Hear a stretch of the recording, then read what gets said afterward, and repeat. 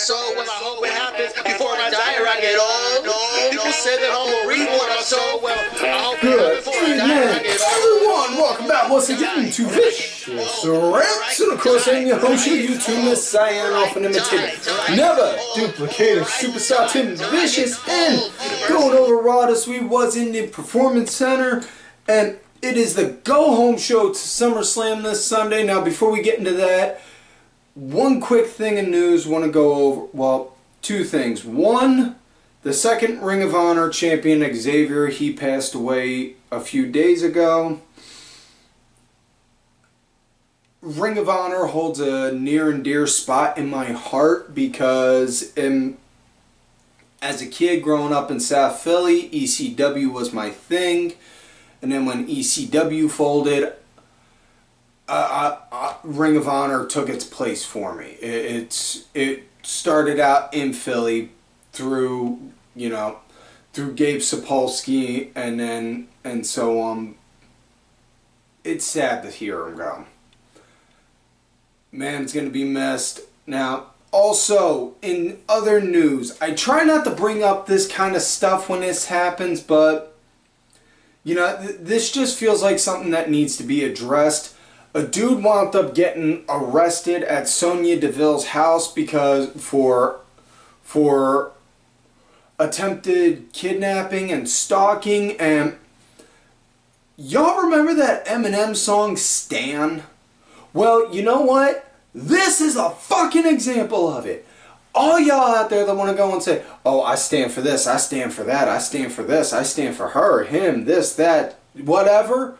You know what? And then y'all want to get mad when motherfuckers like me call shit out saying, yo, that's a real fucking stand. No, y'all are just fanboys. No, seriously, that is. And if that quote-unquote stan culture wants to get mad at me, fucking bring it. I got no problem. I got no problem dealing with shit. I'm willing to talk and hear your end. You want to be respectful on it, but the second you cross that line, I guarantee I'll bite your head off and spit you. I'll bite your head off, chew you up, and spit you out before you get a chance to blink. But if you want to try and talk to me and say, oh well, that stan culture isn't that bad, then by all means say something to me. I'll hear your end, whether I agree or disagree. That's neither here nor there. But if you're gonna be a dick over it, then then y'all are gonna see on why I'm vicious. Now, with that said, I got that shit out the way. Other big news, they're starting this Friday coming up. They're gonna do a thing called WWE ThunderDome, which automatically, child of the 80s, grew up in the 90s. Obviously, first thought was Mad Max Beyond the Thunderdome. I'm hoping Stephanie McMahon comes out dressed up like Tina Turner did. Welcome to the Thunderdome! And then they get like Big Show or that big giant dude that was that used to be a Tozawa's Ninja and is now the bouncer for Raw Underground, dressed up like Giant Humongous and all. Yeah. It's supposed to be an interactive fan thing where they got like a shitload of screens and tablets and all for people to watch. A lot of people are shitting on it. Honest to God, here's my 2 cents. The thing hasn't happened yet, so it's impossible to give a review or an opinion on it one way or another. That's like saying that,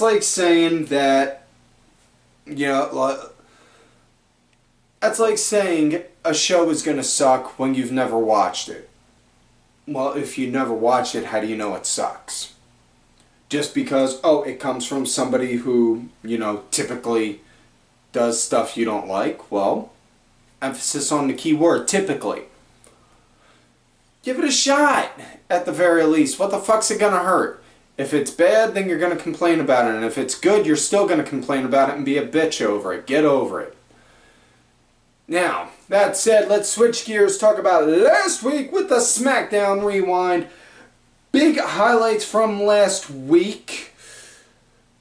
Retribution made themselves known right at the beginning beginning of the show interrupting a match and then, you know, scaring the shit out of everyone, you know, or, well, not everyone, I should say, more like Colin Graves, but scaring the shit out of Colin Graves, you know, causing all kinds of ruckus. A lot of people are saying that they're acting like, you know, a bunch of kids, trash and shit. You know, honestly, what this looks like to me, it looks like Vince McMahon, and maybe some of y'all may say I'm giving the man too much credit where credit's due, but keep in mind, he was also smart enough to make Sergeant Slaughter an Iraqi sympathizer when the U.S. was in the middle of a Gulf War with Iran. But they're kind of making these guys look and act almost kind of like on how the angry mobsters and protesters that all the news was showing, saying that the people were doing the looting and the riotings and all that shit. I'm not saying that they were bad or good or whatever, I'm just saying that's on how it looks. It looks like it's being based off of something like that. And personally, my first thought was, well, you're saying they're retribution, maybe they're guys that were forlonged and are mad that they were and are now back to kick ass and take names, minus the ones that have signed contracts with other companies, mind you.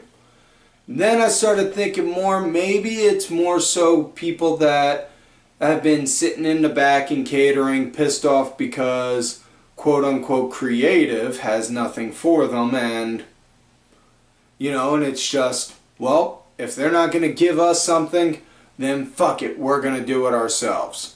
Something like that. Y'all may want to say I'm giving too much credit on for Vince and his thinking, but, you know, it's possible. Now, with that said, continuing with the rewind, Retribution caused all kinds of ruckus. Asuka won the three-brand battle royal, so she's going to be doing double duty, going against Sasha and Bayley, which I got no problem with, because honestly I could watch that woman read a phone book all day. But that's neither here nor there. It adds more to the story because she wants vengeance. She wants payback for the fact that Sasha and Bayley hurt her best friend. So she's going to go for blood. And it makes perfect sense story-wise. And not only that, I am perfectly comfortable with the idea of Asuka 2 belts. Other big highlights from SmackDown. Jeff Hardy starting up a small little feud with Uncle Alan, AJ Styles. The big thing that everyone was freaking about over last week was the fact that Joseph Parks was out with AJ. And everyone was like, oh my god, when did WWE hire Joseph Parks? Guys, they got him back in like 17 or 18. You know, he's been there for a couple years now. I mean, seriously, they got him when they brought in like Shane Helms, Sanjay Dutt and all as producers. Nobody pay attention to the news or remember this kind of stuff, or am I the only one with a fucking Rolodex for a memory like that? Either way, other than that, big highlights. Mandy and Sonya have a match at SummerSlam, which is going to be a hair versus hair match, which I'm cool with because, god damn, it's just hair, you know? And honestly, if a girl's willing to go and shave her head, whether it's in a TV show, a movie, or wrestling, you know, and people want to go and make speculations, oh, girls shouldn't be bald, girls shouldn't have this kind of haircut, shouldn't have that kind. Fuck you, man. Let a girl have whatever kind of haircut she wants. Fuck, if I had a daughter and she looked at me with a straight face and said, Daddy, can I have a mohawk? Oh, I got no problem with that, honey. And I'd give her one. So what the hell?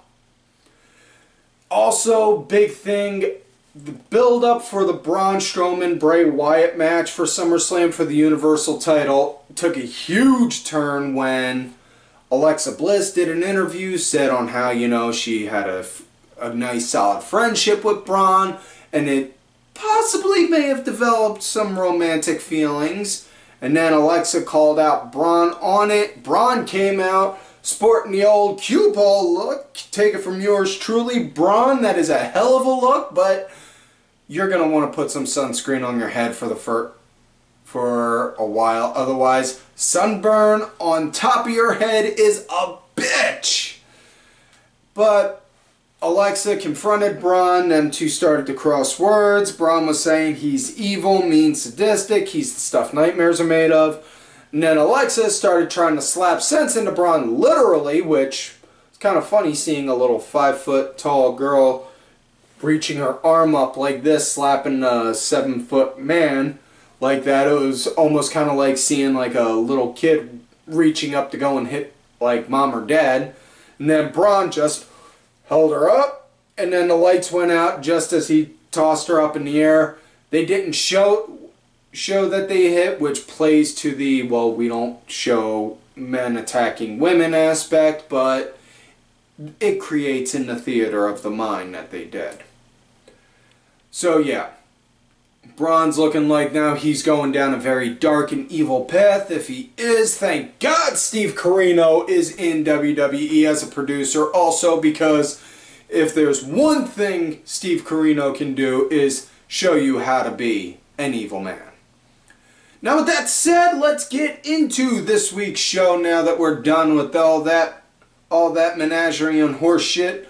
It starts off with Drew excuse me, frog in the throat. With Drew McIntyre cutting a promo talking about on how he was pissed off about what Randy did last week to Rick, and on how at SummerSlam he's going to kick his ass, this, that, and the other. But here's where the catch was. All the while this was going on, you're seeing technical difficulties going on out the wazoo on TV, and it's just like, whoa, what the hell? And then they cut to the back where somebody in the back gets in the production truck and you see Retribution again, smashing laptops, breaking tablets, holding a bat up to somebody's throat. You know, all this, that, and the other. Holding Kevin Dunn hostage, and then somebody saying, hit the button, cut the show, now. All this is going on while Drew's in there still speaking, and then, fate cut the belt. Screen went black for like a good 5 seconds, and then they went to regular commercial. Wow, that was good. Unpredictability factor, you know. And I don't typically promote other shows, podcasts on here that I listen to a whole lot, but I will admit I do indulge and listen to Eric Bischoff's, and the one thing he did say, and I gotta agree with, that wrestling desperately needs nowadays, especially with the digital age and on how fast everything can get out and all, is have a sense of unpredictability. A sense of, holy shit, I did not expect that to happen. You know? And we got that in that opening segment. And I was all fucking for it. Next up we have, so after that segment we get another promo.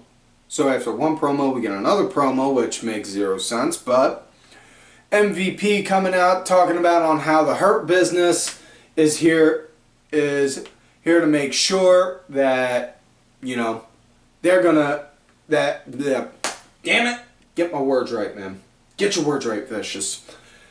MVP came out talking about on how he was gonna beat Apollo at SummerSlam, get his US title, and on how guaranteed, Retribution ain't gonna do nothing now. They gonna try something. Boys, if you want to do it, bring it. And he called them out on it. They didn't show, which makes sense because honestly, between them three dudes, I wouldn't want to pick a fight with any of them. You know, and I've picked some nasty fights with some nasty fuckers. So yeah. Next thing you know, as MVP's boasting about on how he's going to win, next thing you know, Apollo Crews comes out, talks about on how, you know, this is my chance, my shot. While I've been sitting in the back, I've been fighting and clawing. I've been starting, stopping here since day one, and I have been fighting and trying to get there. And with this title, I am not letting this go because I'm not having that happen again. And MVP, you know, typical heels, talking about on how, on how it's gonna, this, that, and the other. And then he says, "Oh, how about this? I get in there and I beat your boy. You and Bobby have to sit in catering. Your boys, Bobby and Shelton, have to sit in catering while I go against you at SummerSlam." And then we get to the first match of the night. Apollo versus Shelton. Cruz, he was leading. It was a decent match. It was going at a half decent pace. And then next thing you know, we got hit again with a what the fuck, which I was good with. Because, again, unpredictability. R-Truth came in running away from Tozawa's ninjas. Shelton Benjamin wound up taking out one. Next thing you know, all the while he's doing that, Apollo, he gets up, takes Benjamin down, hits him, rolls him up with a flapjack, 1, 2, 3, gets the pin. So Apollo wins, and then so now Bobby Lashley and Shelton Benjamin have to sit in the back and are barred from ringside during their match at SummerSlam. Which then, after this match, all three dudes proceed to start beating up on Apollo, which then leads to Ricochet, Cedric, and Ali to come out and help.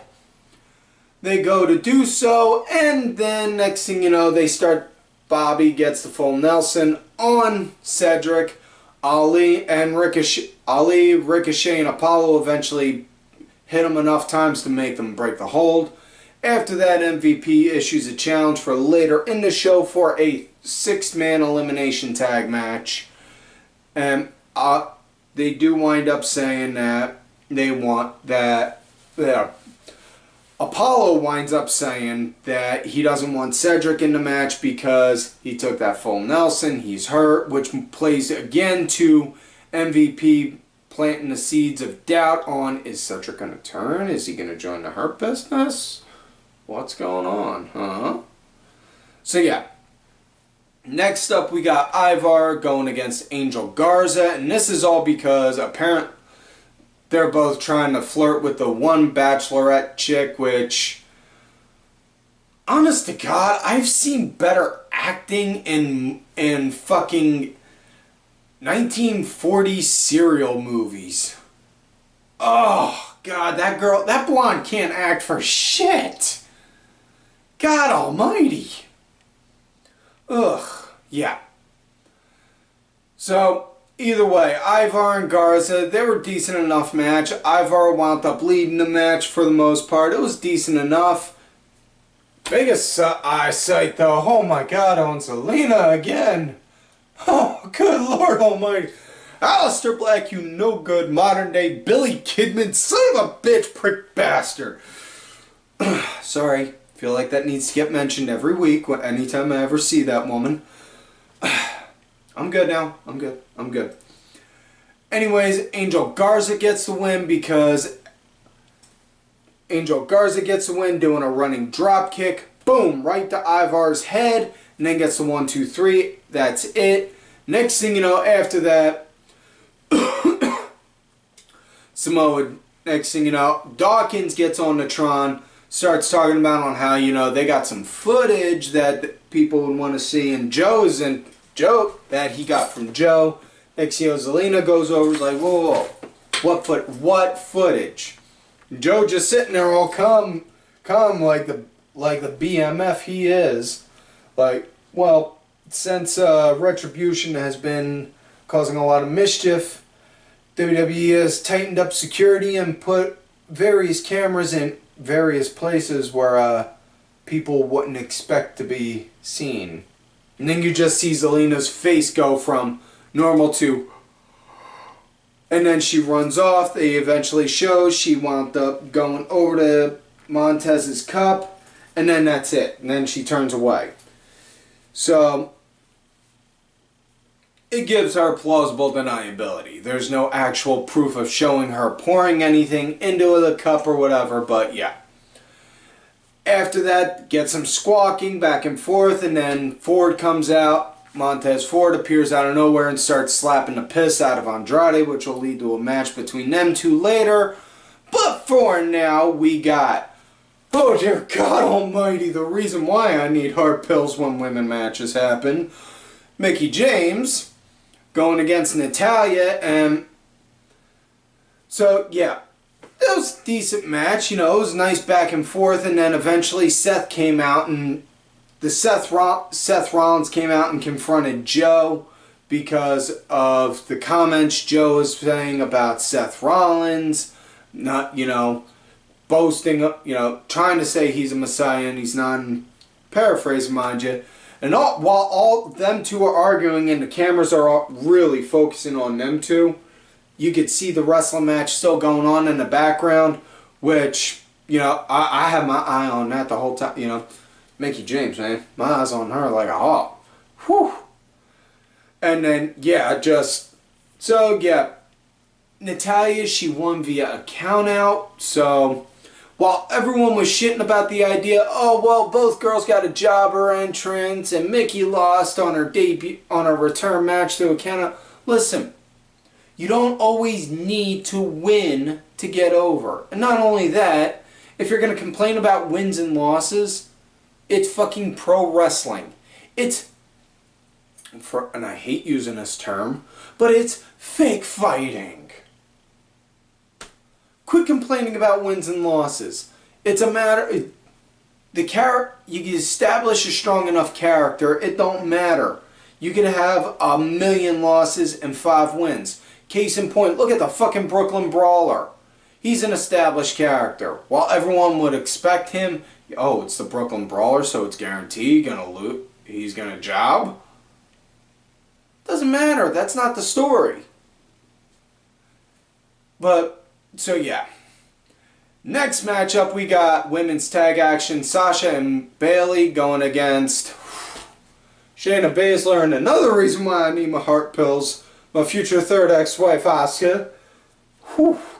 Going from Mickie James to Asuka. I swear Vince McMahon is really trying to make my heart give out on me. God damn.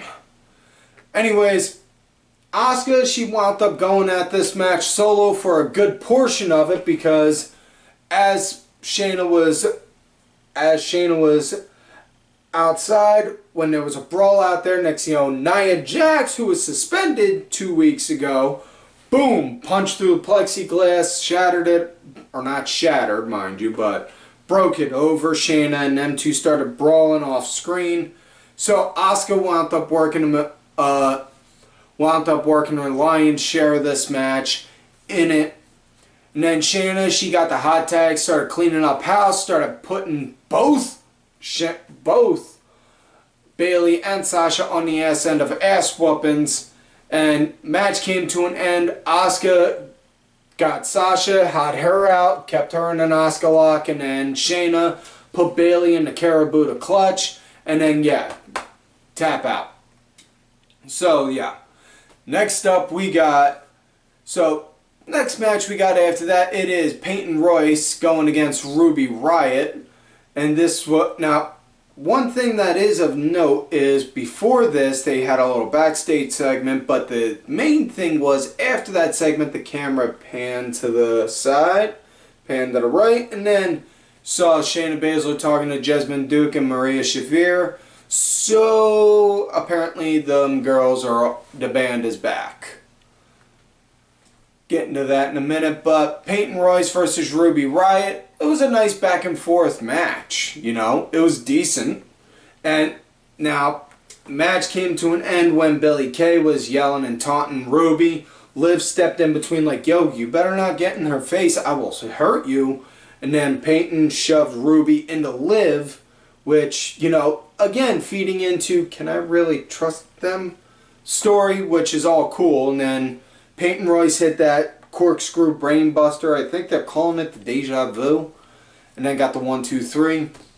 Next, so then we get the Raw Underground matches. It's Eric beating up somebody, which then leads to Eric against Dolph Ziggler. Ziggler wound up winning that fight, and then, because he gouged his thumb into Eric's eye and then popped in a sleeper, so yeah. Next up we got, well actually after that we had another Raw Underground match. We had the Brazilian dude Bruto Ross going against Riddick Moss, and this was a fucking fight. I mean, damn. These two guys looked pretty good in there, and then eventually came to be where it got separated, where they got separated because the Ruas had a knee bar locked in, and then Moss rolled to the outside. It got broken. He let go from the fall out of the ring, and then as dudes were trying to cheer them on, like, hey, come on, get up. Don't you touch me, wham! Don't you touch me, wham! And then that was it. So now we come to the 6-man elimination tag match. Cruz, Ricochet, and Ali going against MVP, Shelton Benjamin, and Bobby Lashley. This was a decent enough match. Ali was the first out, and then it was Ricochet, which meant Apollo had to fly solo. This is where the story is told, because it's Apollo going against unsurmountable odds, and yeah, he took out Shelton Benjamin relatively quick, and then Shelton Benjamin, should know, after Shelton's match earlier, he was pissed off about R-Truth interrupting his match and pinned him out of nowhere and got the 24/7 title. And then after Shelton Benjamin got eliminated, Cedric Alexander came out of nowhere, pinned him, and claimed the 24/7 title. So yeah. Now MVP was out. Now, when MVP came out, it was a solid match with him. It was solid goings on between him and Cruz. And then Lashley came in. And then, yeah. Lashley wound up ending the match pretty much by spearing Apollo. Got the 1, 2, 3. That was it. So, now, yeah. After that, they didn't go and proceed with another beatdown. They just wound up taunting like, yeah, this is the Hurt Business right here, kid. This is the Hurt Business, and business is good. They were doing that kind of shit. So, next up we got Cedric Alexander going against Akira Tozawa with Tozawa's Ninja Clan out there with him. And, again, if people are going to get pissed off about the fact that they had Akira Tozawa now as as the head of a ninja clan, I want those same people to understand, again, wrestling, variety show. Next thing you know, you're going to tell me you're going to be, why aren't you mad at the fact that you have these two big burly guys pretending to be Vikings? You know, or the competition even, having a woman pretending she's a zombie, you know? Or on Raw, and how you have a guy pretending saying he's a messiah and has a messiah complex. Either way, Cedric and Akira Tozawa, you know, it was a short and fast-paced match. It was more of a popcorn match, you know, just filler. You know, Cedric wound up getting the win with a lumbar check, but immediately after the win, Shelton Benjamin came out of nowhere, boom, popped him, and then got the 1, 2, 3 and won the 24/7 title back, sending a message to him. So, yeah. Next up, we got Maria Shavir doing a match in Raw Underground where she's going pretty good until Nia Jax shows up out of nowhere. Next thing you know, Shayna steps in like, hey, you want to go? You want to go? Come on, let's go. And then next thing you know, just as Nia, she's squaring up, fuck this, and walks out. So now we come to the last match of the night, Andrade against Montez Ford.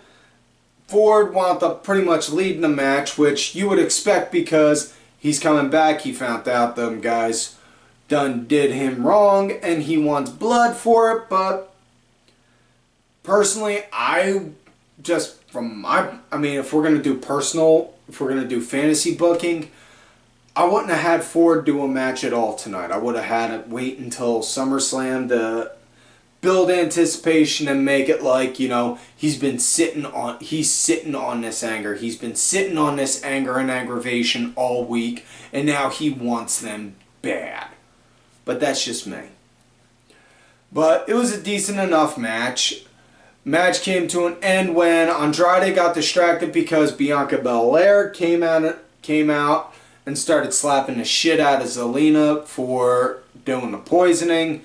And then Ford wound up getting the win doing a roll-up.